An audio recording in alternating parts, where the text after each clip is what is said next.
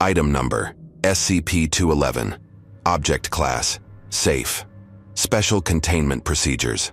Because of the suburban location of SCP-211, the surrounding neighborhood has been vacated through intentional introduction of pollutive industry and redistricting to promote NIMBY sentiment.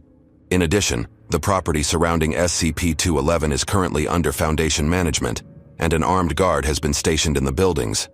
Unauthorized personnel entering the area are to be terminated on site. A series of explosive charges has been set within SCP-211 and is to be examined every days for degradation. Should SCP-211 become overtly hostile or neutralization is otherwise requested, it is to be terminated by detonating these charges simultaneously. To avoid inadvertent activation of SCP-211's defense mechanisms, extraction of SCP-211-1 should take place at a rate of fewer than pages per hour. Description: SCP-211 is a two-story building located in an abandoned district of IA. Records from archives heavily suggest that the building was originally a middle-class dwelling belonging to since deceased of natural cause. Since then, all furnishings have disappeared, save standard light fixtures and a radiator, pictured above. Note that several of these light switches have not been discovered, rendering them useless. Additionally, the building's topography has been nearly completely covered with an estimated sheets of paper, hereafter collectively designated as SCP-211-1.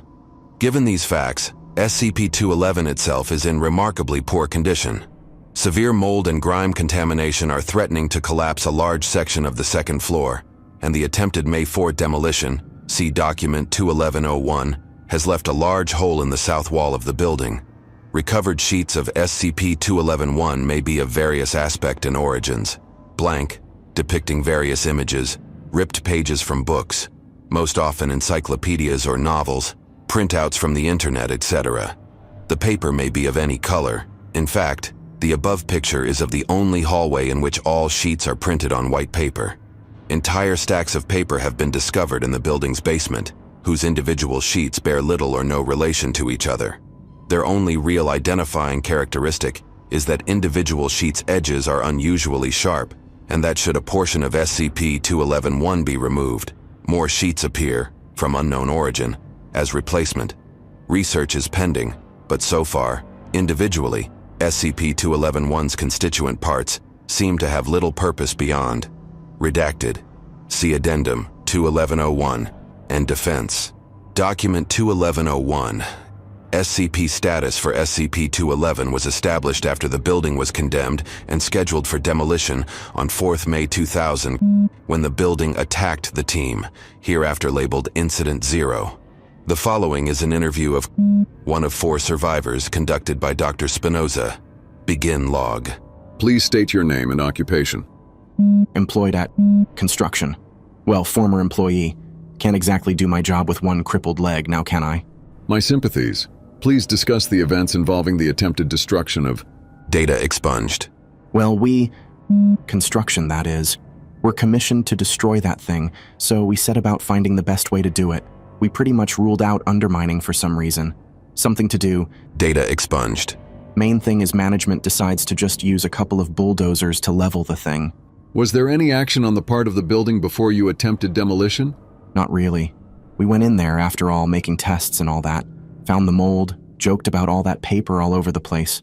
Only thing that really happened before we started was, when we were in the basement and someone else, I forget who, started ripping pages from the wall just to check how bad the mold was. Big stack of the stuff suddenly drops from the ceiling, out of nowhere, on top of the guy, and he gets a nice bunch of paper cuts. Thing that got us, though? His gear was all cut up as all hell. I mean, clothing, hat, glasses, what have you. All nicked up, had a big damn gouge in his glasses. Damn good thing he was wearing those glasses, I tell you. And then? Well, we didn't like being in a big house of knives, so we got him out of there. Other than that, besides, and nothing else happened. And on May 4th? Well, we had everything set up and started driving a pair of bulldozers toward the house when all of a sudden all that paper on that one wall, outside, right? Well, it all just falls off by itself. Now, I should tell you, that day there wasn't a breeze in the air at all, So we thought that, well, the building's destroying itself and stuff, and we decide to help it along, and all of a sudden there's a big rumble, one you can hear over the bulldozers, and all that paper flies into the air by itself and tears up everything in sight. End of interview redacted. End log.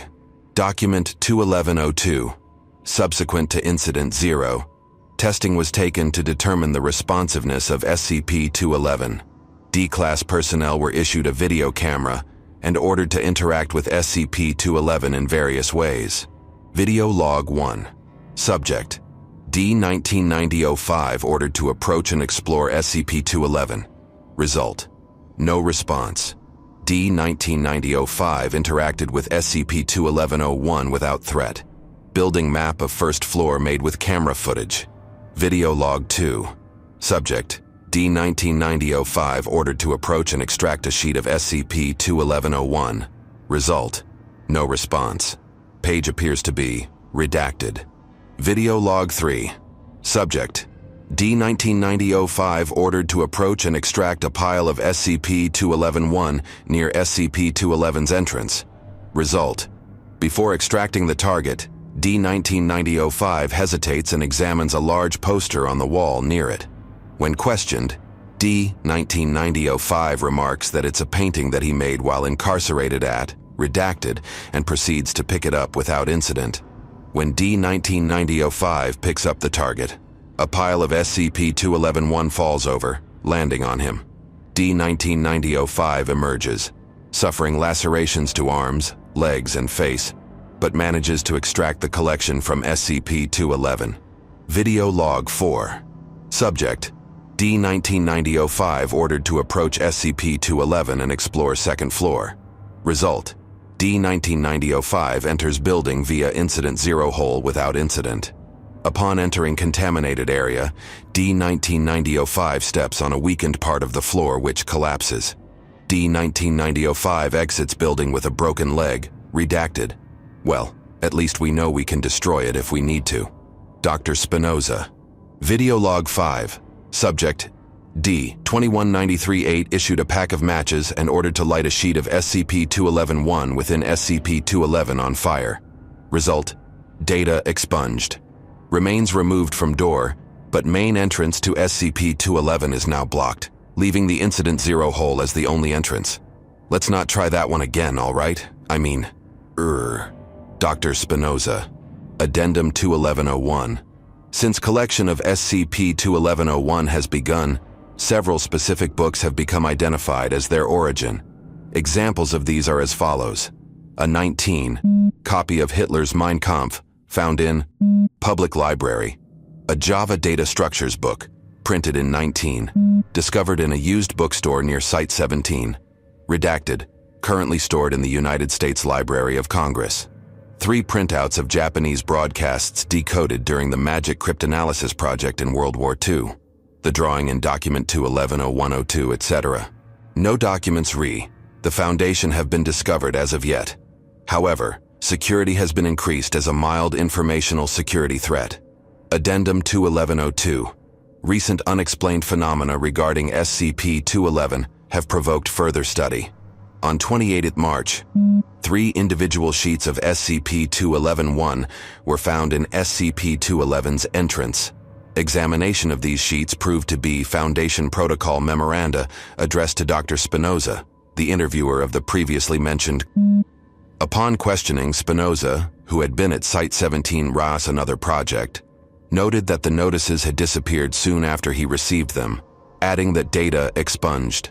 Since this date, there have been other data security breaches involving SCP-211-1, several of which involve SCP-211 as subject material. Upgrade to Euclid status pending.